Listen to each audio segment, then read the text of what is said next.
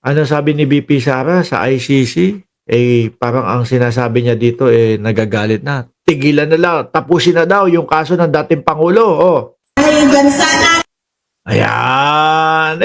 Yan yung paulit-ulit nilang ginagawa, mga kababayan. Magtayo ng entablado, sumigaw ng bring him home. Oh.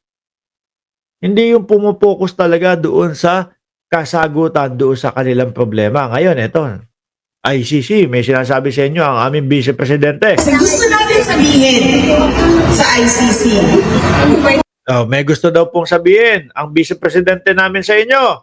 Kasi gusto natin sabihin. Pero hindi po kami kasali dyan. Mga taga-ICC, kung meron man po kayong Pilipino na mga kaibigan, ito po, sinasabi po ni Mark Ramos at kasama po namin dito sa mga comment section.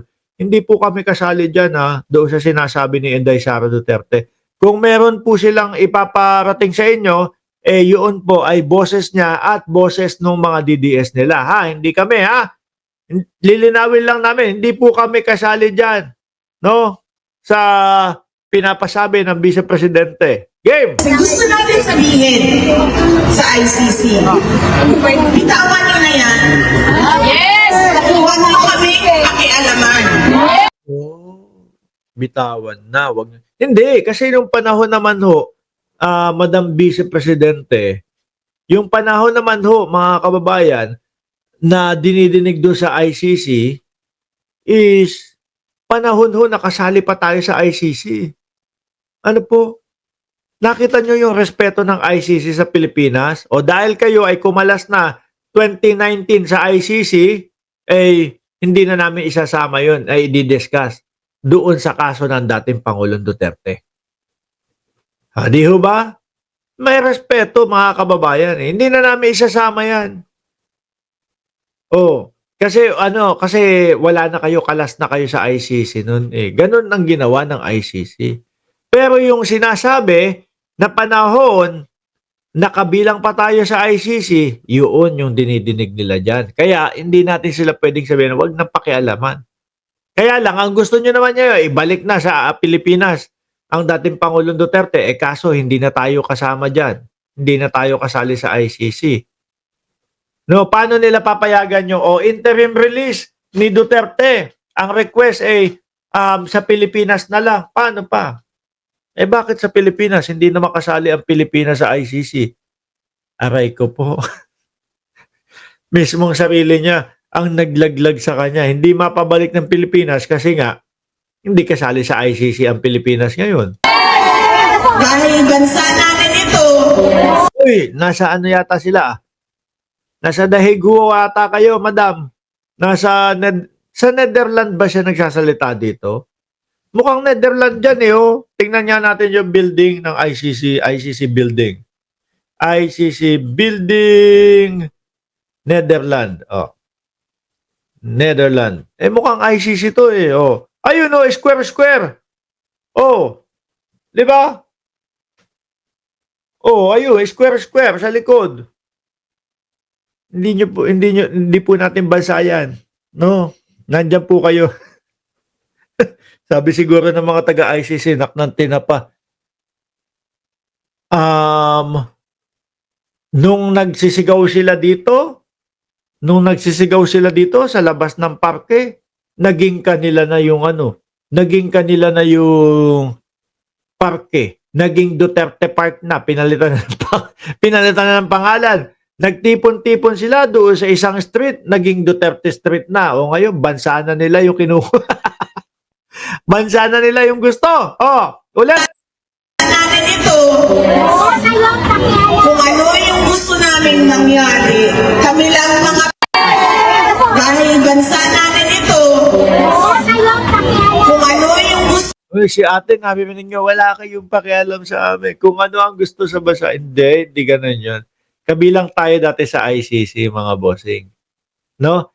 Paano pa sila pagbibigyan nito? Paano pa pakikinggan yung interim release nila kung mismong sila pinapakita nila na hindi nila ginagalang ang ICC.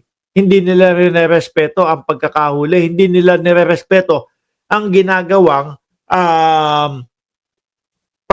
pagliliti sa dating Pangulong Duterte. Paano? Eh, sabihin ng mga yan, naku po, pagka pinayagan natin ng interim release yan, baka tumakas na yan, baka hindi na bumalik yan, hindi na magpakita yan. Di ho ba? Oh, yan ang iisipin ng ICC niyan, mga kababayan. Gusto namin nangyari, kami lang mga Pilipino ang magdidesisyon. Alam niyo ba, isa na lang ang kaso sa loob ng ICC. Ang kaso na lang ni dating Pangulong Rodrigo. Eh, mas mapopokusan nila.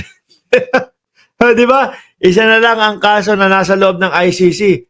Kaso na lang ni dating Pangulong Duterte. Eh, mas mapopokusan nila. Pilit na pilit sila.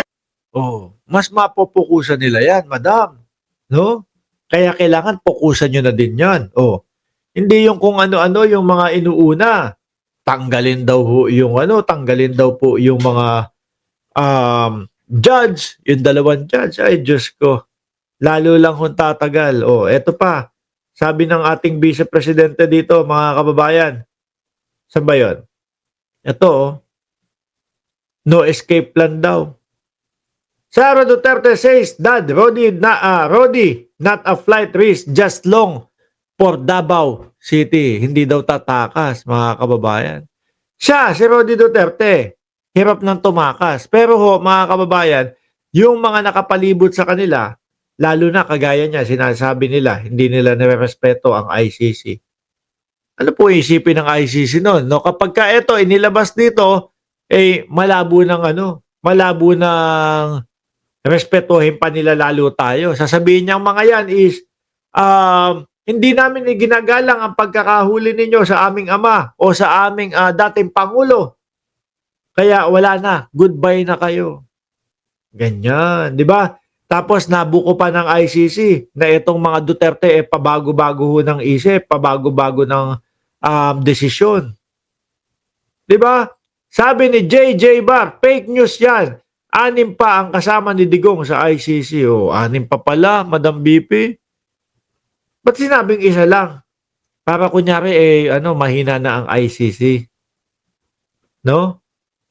Sabi dito, sabi namin, sobrang tagal ninyo na siyang pinanghahawakan.